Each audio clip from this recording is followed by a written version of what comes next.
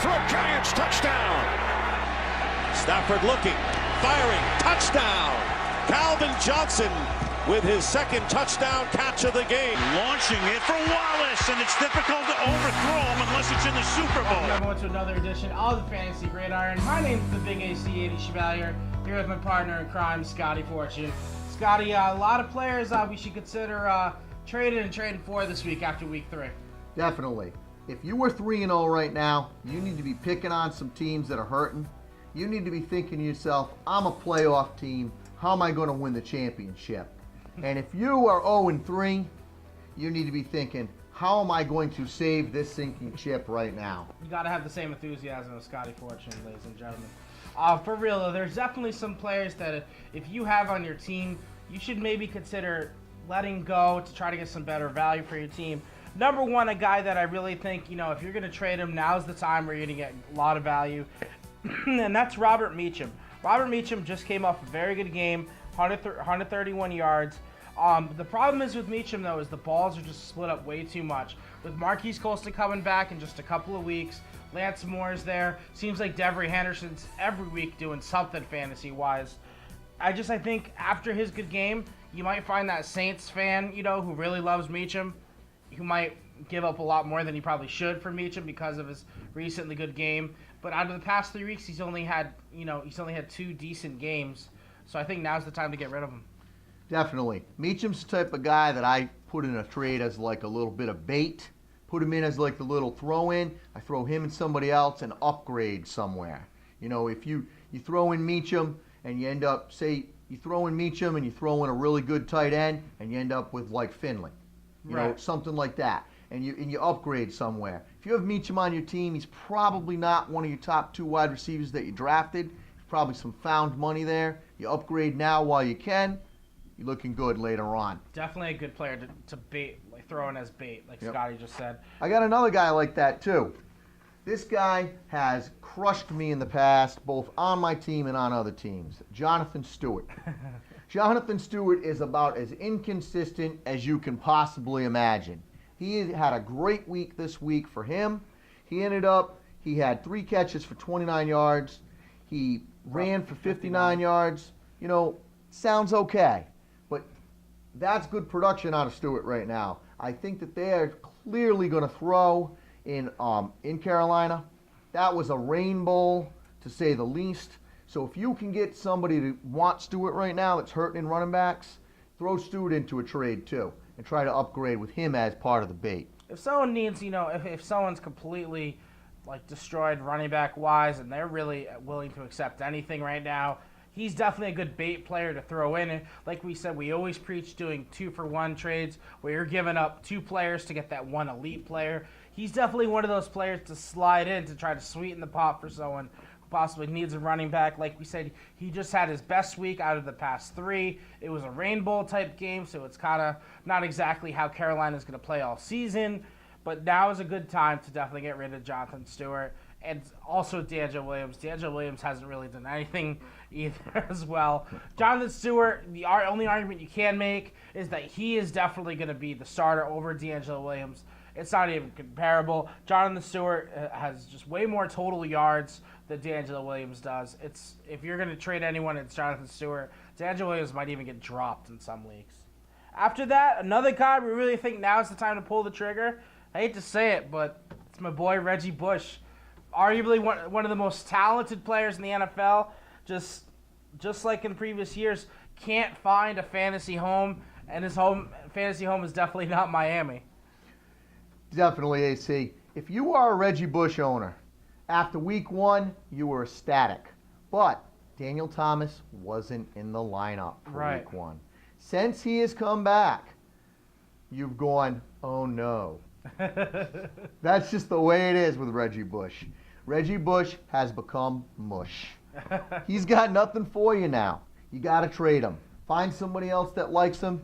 Try to put him in a deal. I mean, I'm not saying trade him for nothing. We're not saying just drop these guys. What I'm saying is if you can find somebody else that will deal with Reggie's problem, that's the way to go. And we're talking about serious problems. After week 1, his solid week 1, he had 17. Only had 17 rushes for 42 yards, 2 catches for 15 yards. goose egg in the touchdown column. Let him be someone else's problem. If someone's willing to accept him and package deal, fan-frickin-tastic, because this guy is a complete boss as fantasy-wise. I never really liked him from the start. PPR, I might concede the fact and say he's okay, but as far as fantasy value goes, try to trade him, try to see what else he can get. Who should we trade for this week, though, Scotty, after week 3?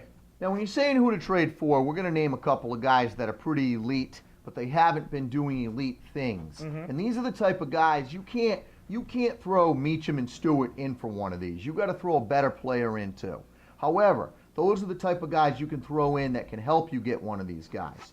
For example, you could throw in one of those guys with a good guy and get a guy like Peyton Hillis. You know, Peyton Hillis right now, he had the flu this week. Obviously, he didn't play. He's going to be fine next week. But even his couple weeks before that, it's not like he was putting up stellar numbers. He was putting up okay numbers, but definitely not stellar numbers.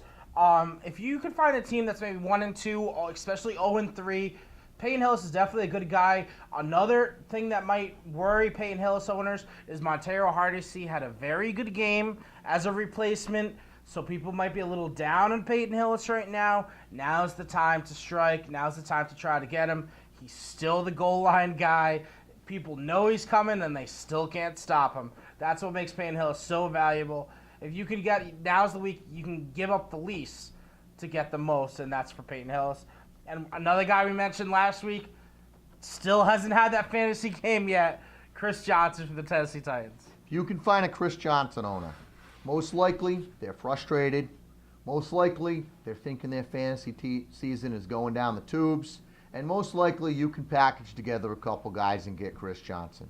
If I was 3-0 in a league, which I'm not, sadly to say, I would definitely be looking at trying to swing a deal and get Chris Johnson.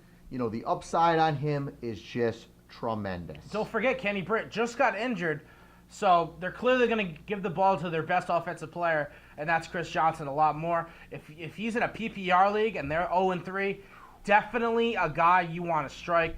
I'd consider giving up a lot for this guy, especially in a PPR, given the Kenny Britt injury. After that, another guy, we've talked about him. This is a third week in a row we've talked about him. That's Cam Newton from Carolina. He just came off of a pretty bad week, but it was a rain game, like we were saying. It was a slosh bowl, slip and sliding everywhere. Cam Newton did not put up the Cam Newton numbers. He couldn't even run in the dirt and mud and grass. He was having a really bad time hooking up with receivers. People who have him as a backup might be willing to give him up for a lot less than usual. Now's a good time to get him. Definitely, AC. You can probably get Cam Newton right now for, half the price you could have 1 week ago. That's what makes it a good guy to trade for, especially if you have a quarterback that's a little bit shaky. Maybe you waited just a little bit too long. You got a guy like Kyle Orton at the helm or something. Or Eli Manning. And I like Eli personally, but I understand what you mean. Yeah. Cam Newton's the type of guy that, if you can get him and play matchups with another quarterback, obviously you don't play him if there's a hurricane like this week. That's all. And he'll be fine. Remember, he threw back-to-back 400 yards passing. So he's clearly a guy you want to get. He's the real deal. Remember, you want to trade with teams with losing records. Those are the teams that are going to undervalue their players. They're desperate. They need players. They need roster slots. Obviously, their players are underperforming. They need to fill them up. If you have depth in your chart, you definitely want to do 2 for 1. You want to do maybe a couple of your flex players, your wide receiver 2 for that elite running back, that elite receiver. We're talking about Greg Jennings, Calvin Johnson, Larry Fitzgerald. Those type of receivers you want to get on your team and giving up a couple of flex options. Before we end the show, we do want to mention a trade that was emailed to us. Brian Mahoney from Narragansett, Rhode Island, he asked us if he would trade Matt Forte in a non-PPR league for Malcolm Floyd and Devery Henderson. Obviously, with Malcolm Floyd being hurt, this was a no-brainer. Obviously, say no. But even if he was healthy, I told him I think this is a trade you should pass on. I think so, too. I know we talked about that, Forte would be at his top value last week. But top value doesn't mean you're getting a couple of guys that are really number 2s. Mm-hmm. Malcolm Floyd is not a number 1 receiver in fantasy, and neither's Henderson. Mm-hmm. They spread the ball around too much in New Orleans for Henderson. And quite honestly, Malcolm Floyd is the third wide receiver on that team. Right. And Forte has a lot more value than that, like we were saying, Scotty. So you could probably get a lot more. Thanks for the email, Brian. If you have any other emails, folks, about trades, matchups, who should I get in the waivers, please email us. We've been getting a lot of emails. FantasyGridiron@hotmail.com. Me and Scotty are checking it daily, hourly. Look for our Facebook page, Fantasy Gridiron 2011 on our Facebook page. Don't forget to like us on Facebook, follow us subscribe to our channel on YouTube. If you have any questions at all, we would gladly answer them for you. That about does it after week 3, Scotty. My name is the Big AC2. This is Scotty Fortune. Watch for our matchup video coming very shortly. Until then, good luck on the Fantasy Gridiron.